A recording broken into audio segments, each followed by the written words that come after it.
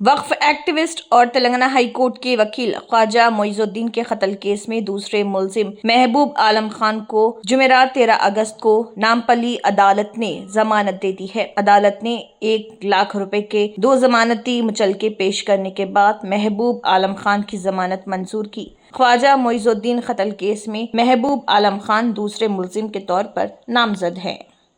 आज जो है क्राइम नंबर 206 ऑफ 2026 जो मर्डर केस चल रहा था ख्वाजा मोइजुद्दीन एडवोकेट मेरे वालिद साहब का, उसमें अक्यूज नंबर 2 महबूब आलम खान की बेल पिटिशन और अक्यूज नंबर 11 और अक्यूज नंबर 12 यानी आबिदुर रहमान और निजामुद्दीन की बेल ऑर्डर्स के लिए पोस्टेड थी।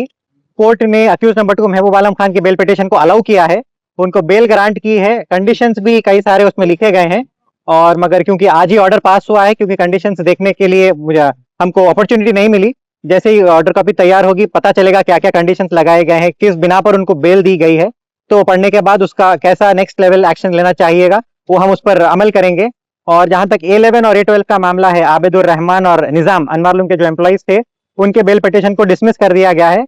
और कल जो है मुजाहिद आलम खान की बेल पिटिशन A1 जो है मर्डर अक्यूज A1 मुजाहिद आलम खान, उसकी बेल पिटिशन को भी कोर्ट ने डिसमिस किया है।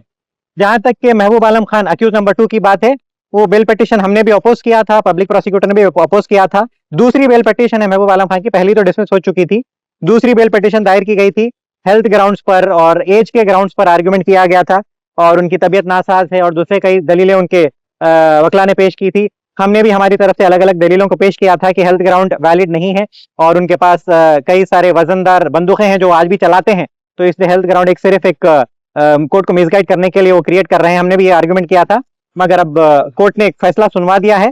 We have to abide by the order of the court. और उस सिलसिले में जैसा ही कोर्ट का ऑर्डर मिलता है, जैसे ही हार्ड कॉपी मतलब कोर्ट की पूरी कॉपी मिलती है, उस पर रद्द अमल उसको पढ़ के उसको स्टडी करके जरूर मैं हाई कोर्ट में उसके लिए उसकी अपील फाइल करूंगा, रिविजन फाइल करूंगा कि महबूब आलम खान की बेल को जो आज दी गई है उसको डिसमिस किया जाए। आज अभी मतलब पहली बेल रिजेक्ट हुई, दूसरी बेल अलाउ हुई। किसी की हार किसी की जीत रहती, ये कोई मायूसी की बात नहीं है। इंशाल्लाह हाईकोर्ट ले जाऊंगा मैं।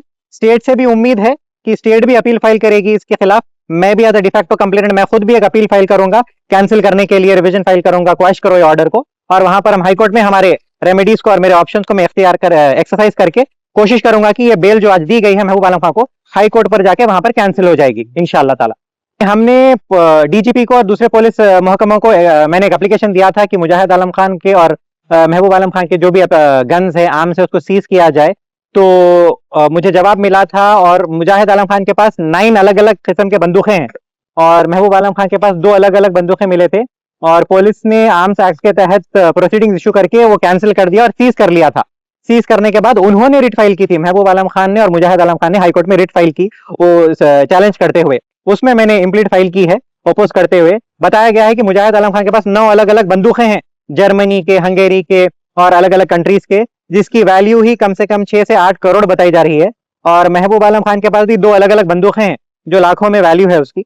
तो वो सीज कर चुकी है पुलिस और वो पुलिस के रिजर्व में है। उसको चैलेंज करते हुए उन्होंने रिट डाली है, जिसमें मैं भी अपोज, क्योंकि मेरे एप्लीकेशन पे ही कार्रवाई हुई थी, मैंने वो रिट में एप्लीकेशन फाइल की इम्प्लीट करने और मैं वो रिट्स को अपोज करूंगा।